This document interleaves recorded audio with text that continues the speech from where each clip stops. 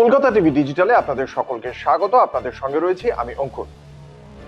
বিকেল 4:30 বেজে গিয়েছে এবং বাংলাদেশের নির্বাচনের জন্য যে নির্ধারিত সময় ছিল সকাল 7:30 থেকে বিকেল 4:30, ফলে সেই কারণে বাংলাদেশে ভোট পর্ব সমাপ্ত। এবার ভোটের লাইনে যারা থাকেন তাদের জন্য সামান্য কিছুক্ষণের জন্য তারা ভোট দিচ্ছেন।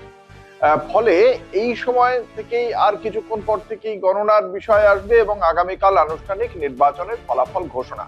যে ফলাফল ঘোষণা হলেই এতদিন পর্যন্ত যে অন্তর্বর্তী প্রশাসন চলছিল, যার প্রধান উপদেষ্টার পদ অলঙ্কৃত করেছিলেন নোবেলজয়ী অর্থনীতিবিদ মোহাম্মদ ইউনুস, তিনি সহ যে 20 জন উপদেষ্টা ছিলেন তারা তাদের দায়িত্ব থেকে অব্যাহতি নেবেন এবং নতুন যে নির্বাচিত সরকার তাদের হাতে দায়িত্ব অর্পণ করবেন।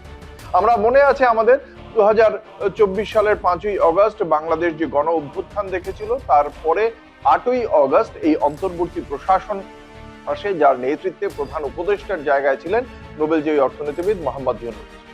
তাহলে শুক্রবার যখন এই নতুন সরকারের জন্ম হচ্ছে, কে আসছে আগামী দিনে বাংলাদেশের দায়িত্ব নিতে, সেই বিষয়টি যখন স্পষ্ট হচ্ছে, তখন এই যে প্রধান উপদেষ্টা মোহাম্মদ ইউনুসের নেতৃত্বে যে 20 জন উপদেষ্টার দলটি কাজ করত, তারা কি করবেন আগামী দিনে, সেই বিষয়টি নিয়েও একটা প্রশ্ন রয়েছে।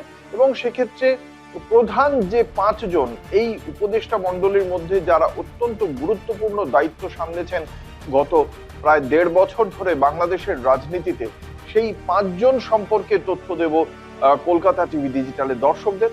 যে 5 জন এই মুহূর্তে মুখ্য, তাদের মধ্যে অবশ্যই প্রধান জায়গায় রয়েছেন প্রধান উপদেষ্টা মোহাম্মদ ইউনুস।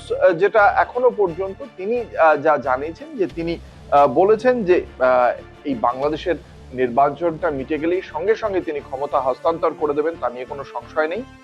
কিন্তু আমরা যেটা চর্চা শুনছিলাম, যে বিএনপি আসুক বা জামাত, যে রাজনৈতিক দলই আসুক, তারা তাকে একটি সম্মানজনক অথচ কার্যত ক্ষমতাহীন একটি পদে রাখতে পারে। সেক্ষেত্রে আলংকারিক কোনো পদ তার জন্য সৃষ্টি করা হতে পারে, এমনকি রাষ্ট্রপতি হিসেবেও তার নাম শোনা যাচ্ছিল বাংলাদেশের রাজনৈতিক মহলের চর্চায়। তবে সেক্ষেত্রে মোহাম্মদ ইউনুস তিনি যেটা বলছেন, যে ডিজিটাল হেলথ কেয়ার ডেভেলপমেন্ট নিয়ে তিনি কাজ করার কথা বলছেন, যাতে প্রান্তিক যে সমস্ত বাংলাদেশের নারীরা রয়েছেন, যারা স্বাস্থ্য পরিষেবার জায়গা থেকে অত্যন্ত খারাপ জায়গায় রয়েছেন, তাদেরকে মূল স্রোতে নিয়ে আসার জন্য কাজ করবেন তিনি। এছাড়া নতুন উদ্যোগপতি নিয়ে আসার জন্য, এন্টারপ্রাইজিং যারা রয়েছেন সেই সমস্ত তরুণদের মূল স্রোতে নিয়ে আসার জন্য তিনি কাজ করবেন। কিন্তু গেল প্রধান উপদেষ্টার কথা। এছাড়া যে 2টি দপ্তর অত্যন্ত গুরুত্বপূর্ণ, তার মধ্যে একটি বিদেশ, অন্যটি অর্থ। প্রথমে বিদেশের কথায় আসি। মোহাম্মদ তৌহিদ হাসান, ভারতের সঙ্গে আমরা দেখেছি যখন বাংলাদেশের সম্পর্কে টানাপোড়েন চলছিল সাম্প্রতিক অতীতে, তখনও দেখেছি তৌহিদ হাসানের বক্তব্য। সেই তৌহিদ হাসান তিনি বাংলাদেশের যে অন্যতম প্রধান সংবাদপত্র প্রথম আলো তাকে জানিয়েছেন তিনি আবারও লেখালেখির জগতে ফিরে যেতে চান। বিদেশ দপ্তরে যে উপদেষ্টা হিসেবে কাজ ছিল, সেই জায়গা থেকে তিনি ফিরে যেতে চান লেখালেখির জগতে। পাশাপাশি চলে আসবো অর্থ উপদেষ্টা সালাহউদ্দিন আহমেদ। তিনি জানিয়েছেন যে ঢাকার ব্র্যাক বিশ্ববিদ্যালয়ে তিনি যে অধ্যাপনার কাজ করতেন, সেই অধ্যাপনার কাজেই তিনি ফিরে যাবেন। বিশ্ববিদ্যালয় কর্তৃপক্ষ কিছুদিন আগেই তাকে আহ্বান জানিয়েছিলেন। তিনি বলেছেন এই দীর্ঘদিন ধরে একটা গুরু দায়িত্ব সামলেছেন তিনি, অর্থ উপদেষ্টা।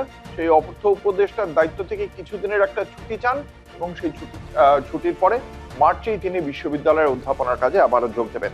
এর বাইরে যে 2টি দপ্তর রয়েছে, তার মধ্যে একটি অত্যন্ত গুরুত্বপূর্ণ, বিদ্যুৎ জ্বালানি, এবং যে জ্বালানি দিয়েই দেশ চলার ক্ষেত্রে যে জ্বালানি ছাড়া কখনোই সম্ভব নয়, সেই জ্বালানির খনিজ সম্পদ, বিদ্যুৎ, এই যে দপ্তর ছিল, তার প্রধান উপদেষ্টার দায়িত্ব এতদিন সামলেছেন মোহাম্মদ ফয়জুল কবির খান।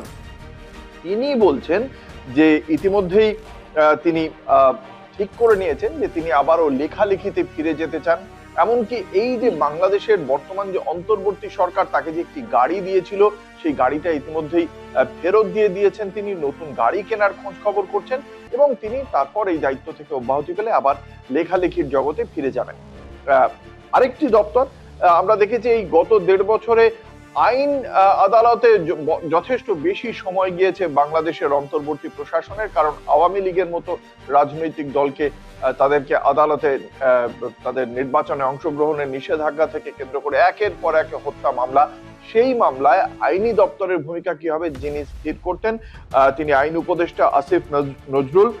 তিনিও ঢাকা বিশ্ববিদ্যালয়ে অধ্যাপনা করতেন এবং তিনি তার পাশাপাশি লেখালেখিও করতেন। তিনি বলছেন তিনি তার পুরনো জীবনেই আবার ফেরত চলে যাবেন।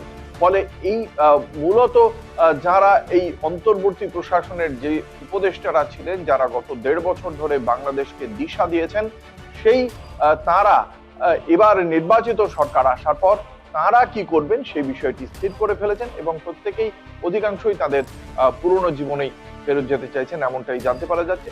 শুক্রবার রেজাল্টের পর জানতে পারা যাবে এদের নিয়ে নির্বাচিত সরকারের আদৌ কোনো চিন্তা ভাবনা রয়েছে কিনা। এখনকার মতো এ পর্যন্তই। দেখতে থাকুন কলকাতা টিভি ও কলকাতা টিভি ডিজিটাল, রাত দিন 7 দিন।